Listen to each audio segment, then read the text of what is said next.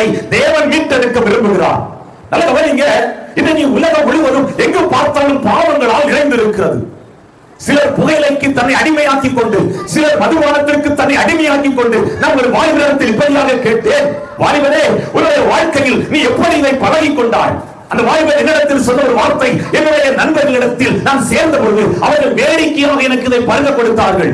அதாவது விளையாட்டாக நான் இதை பருக ஆரம்பித்தேன். இன்றைக்கு அதை நான் விட்டுவிட வேண்டும் என்று விரும்புகிறேன், என்னால் முடியவில்லை என்று சொல்லி அந்த வாலிபன் தன்னுடைய குமுறலை வெளியே காண்பிக்கிறதை பார்க்க முடிகிறது. தேவ ஜனங்களே, இன்னைக்கு எத்தனையோ ஜனங்கள் பாவத்தில் கட்டப்பட்டவர்களாய் அதிலிருந்து விடுவிக்கப்பட வேண்டும் என்று விரும்புகிறார்கள். ஆனால் அவர்கள் விடுவிக்க கூடாதபடி சத்துருவானவன் அவர்களை பாவத்தில் கட்டி வைத்திருக்கிறார். இங்கே ஒரு மனிதனை குறித்து வேதம் சொல்கிறது, இவன் ரட்சிக்கப்பட்டவன், பாவத்தின் கட்டிலிருந்து விடுவிக்கப்பட்டவன். இவன் யார் தெரியுமா? இவனுடைய பெயர் சீமோன். இவன் மாய வித்தைக்காரன். மந்திரவாதங்களினால் அநேக ஜனங்களை தன் வசம் இழுத்துக் கொண்டிருந்தவன். சுவிசேஷ வார்த்தையை கேட்டு தன்னுடைய வாழ்வை கர்த்தருக்கு அர்ப்பணித்து ஞானஸ்தானம் பெற்று ரட்சிப்பின் அனுபவத்தை பெற்றுக் கொண்டவன். அவனுடைய வாழ்க்கையில் திடீர்னு ஒரு எண்ணம் மாறுகிறது.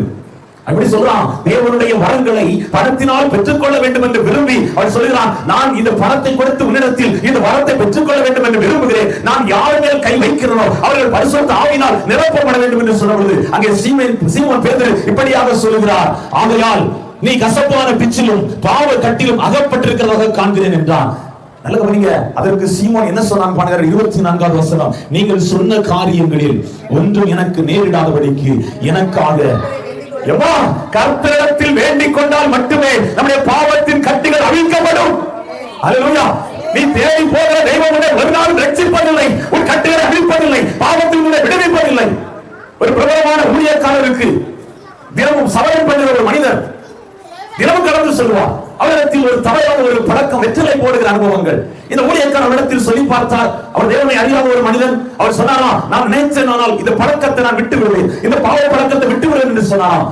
உடனே அந்த ஊழியர் இப்படியாக சொன்னார், நீங்கள் நிறுத்துங்களேன் என்று சொல்லி. இவர் முயற்சி செய்து பார்த்தார், இவரால் நிறுத்த முடியவில்லை.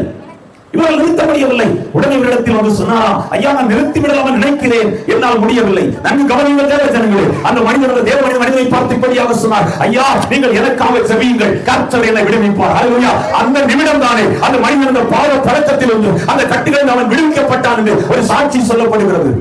அப்ப நம்ம பாவத்திலிருந்து யார் விடுவிக்க முடியும்? வானத்தையும் பூமியையும் உண்டாக்கின நமக்காக இறங்கி வந்த தாவீதின் வேரிலே மீண்டும் உதித்த இயேசு கிறிஸ்துவால் மட்டுமே நம் பாவங்களை நம்மை மீட்டெடுக்க முடியும். அல்லேலூயா.